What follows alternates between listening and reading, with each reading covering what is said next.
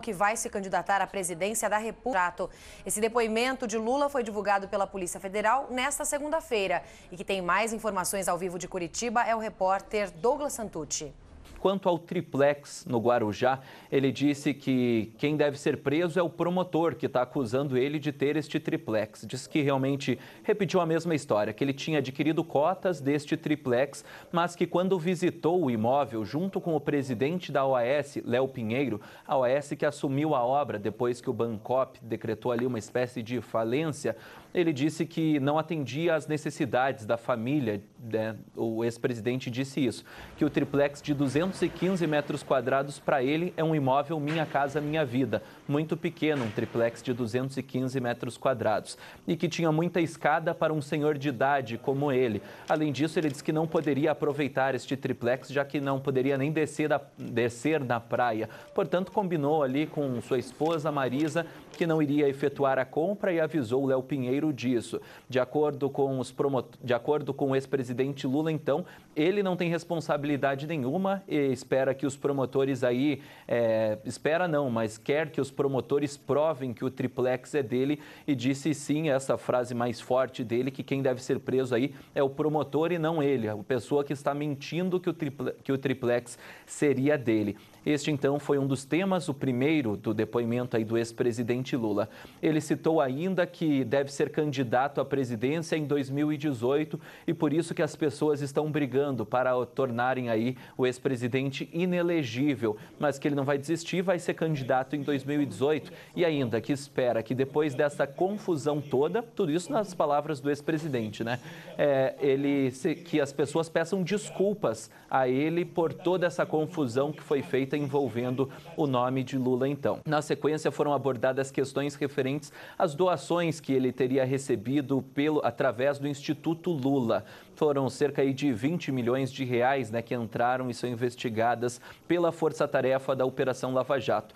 O ex-presidente Lula diz que tudo veio através de doação, que nada aí e que ele não teria pedido nada, que ele não fazia este papel de pedir dinheiro, porque ele achava aí muito chato e que as pessoas poderiam vincular este pedido à pessoa dele e depois fazerem cobranças. Portanto, outras pessoas eram responsáveis por pedir estas doações. O delegado questionou se era comum que empresas fizessem doações assim de forma espontânea. O ex-presidente Lula, o que parece assim de forma até irônica, disse que nem dízimo para a igreja vem de forma espontânea, que as pessoas tenham que sair pedindo dinheiro e era isso que acontecia no Instituto Lula. Quanto às doações, então, ele falou disso. Agora, quanto às despesas, aos gastos do Instituto Lula, ele disse que não sabia de nada, que ele era apenas o presidente de honra da instituição.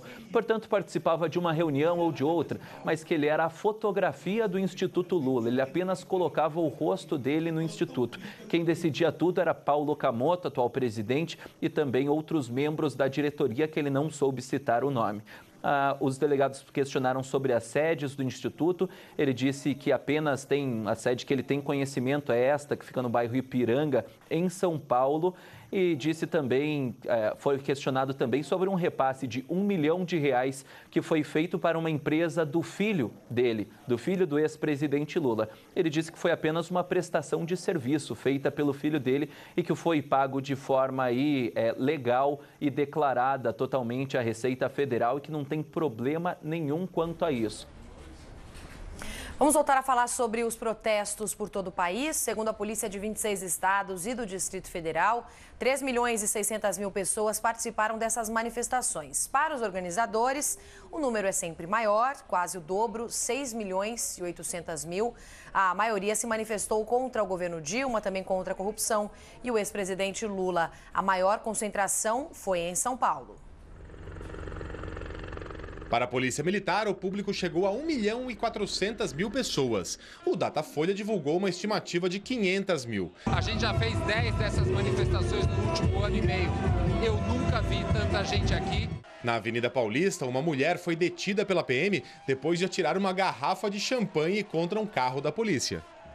No Guarujá, litoral paulista, houve protestos em frente ao edifício Solares. É lá que fica o polêmico triplex que levou o Ministério Público de São Paulo a denunciar o ex-presidente Lula, que seria o verdadeiro proprietário, segundo os promotores. No Rio de Janeiro, organizadores registraram 1 milhão de manifestantes. Eles caminharam por cerca de 2 quilômetros pela orla de Copacabana. O protesto reforçou o apoio ao juiz federal Sérgio Moro, à Polícia Federal e ao Ministério Público. Tenho 71 anos e estou muito feliz por ter a oportunidade de participar de um movimento que eu acho que pode mudar o Brasil. Quer dizer, a começar pelo PT e depois todos os outros partidos políticos que também praticarem a corrupção. Segundo a polícia, 30 mil pessoas participaram do protesto em Belo Horizonte. A corrupção está demais, alastrou. O brasileiro não está aguentando mais. 100 mil tomaram as ruas da capital gaúcha. Teve cara pintada, nariz de palhaço, fantasia de mosquito da dengue e até japonês da Federal. Basta de roubalheira, basta de corrupção. Esse grupo que está atrás das grades usava máscaras do ex-presidente Lula, da presidente Dilma e do presidente da Câmara, Eduardo Cunha. Em Brasília, 100 mil pessoas caminharam até o Congresso Nacional, segundo a polícia. Também foram 100 mil manifestantes no Recife, de acordo com os números da PM. 20 mil pessoas protestaram em Salvador, de acordo com a polícia. Os manifestantes percorreram cerca de 1 quilômetro a pé, do Farol da Barra até o Cristo. Mesmo com a chuva, 60 mil pessoas foram para as ruas em Goiânia. E a revolta não era só com o PT. Nosso país precisa do povo brasileiro, não é nenhum outro, não. É o povo brasileiro. Os organizadores estimam que 15 mil pessoas tenham participado da manifestação na capital da Paraíba, João Pessoa. Em Fortaleza, a multidão tomou a orla da praia de Iracema. Na Praça Cívica, em Natal, a polícia contabilizou 11 mil pessoas. Seguimos conquistar com braço forte. Em Curitiba, a capital que centraliza as investigações da Lava Jato, o juiz Sérgio Moro era tratado como herói. Centenas de pessoas usavam máscaras e carregavam faixas com palavras de apoio ao trabalho dele, da polícia e do Ministério Público Federal. Segundo a PM, 80 mil pessoas repetiram o ato em Florianópolis. De forma pacífica, sem nenhuma ocorrência grave, protestos expressivos se espalharam por quase 500 municípios brasileiros e pelo menos 23 cidades no exterior. As manifestações contra a presidente Dilma Rousseff, o ex-presidente Lula e o PT foram destaque também na imprensa europeia, fora do Brasil. E o correspondente em Paris, Milton Blay, tem mais detalhes sobre isso.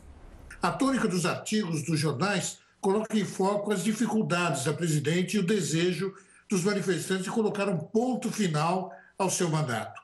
O francês Le Monde, por exemplo, informa que houve manifestações de dimensão histórica em todo o Brasil contra Dilma Rousseff. A publicação diz que milhões de pessoas protestaram em cerca de 400 cidades, no que chamou de uma mobilização de grande dimensão contra a presidente, atolada em uma séria crise política. O The Guardian, jornal britânico, diz que os atos aumentaram as dúvidas sobre a capacidade de Dilma Rousseff completar os 4 anos de seu mandato, reflexo da frustração manifestada nas ruas em um momento econômico que o jornal classifica como a pior recessão do século.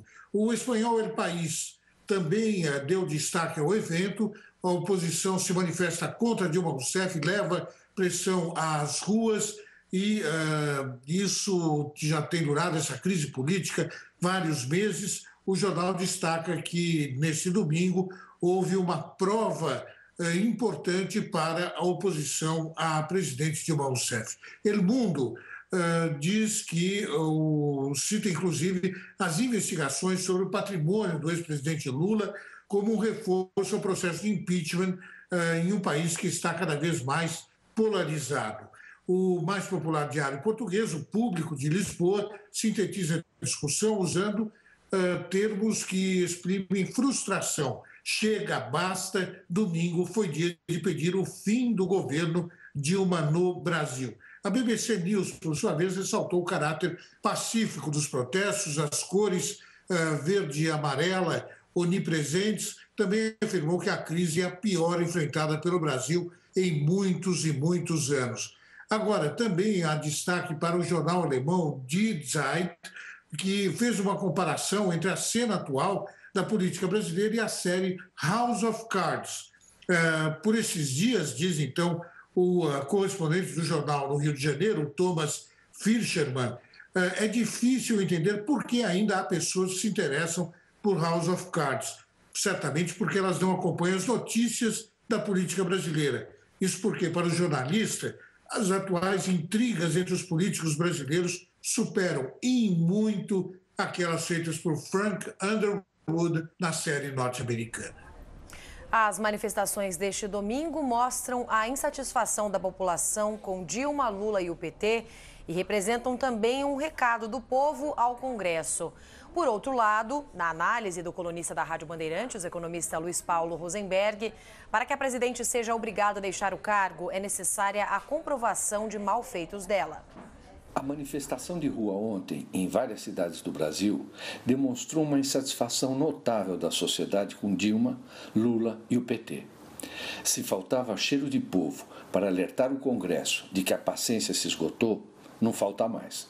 Ou seja, a erosão de governabilidade vai continuar, culminando ou com a saída de Dilma ou com o poder dela esvaziado, convertendo-a em uma rainha da Inglaterra tropical. Do ponto de vista econômico, não há dúvida do que seria melhor para retomarmos o crescimento. Ela renunciar já, abrindo espaço para a volta da governabilidade, com o presidente Temer liderando uma aliança PMDB-PSDB. Mas a saída de Dilma via impeachment requer a comprovação de malfeitos dela, sob pena de lançarmos uma nuvem de desconfiança quanto ao nosso compromisso com a democracia. O PT abrigar corruptos e Lula ter ocultado o patrimônio não comprovam que a presidenta esteve envolvida em sacanagens, por mais que estejamos de saco cheio. Nos outros destaques, subiu para 25 o número de mortes causadas pelas fortes chuvas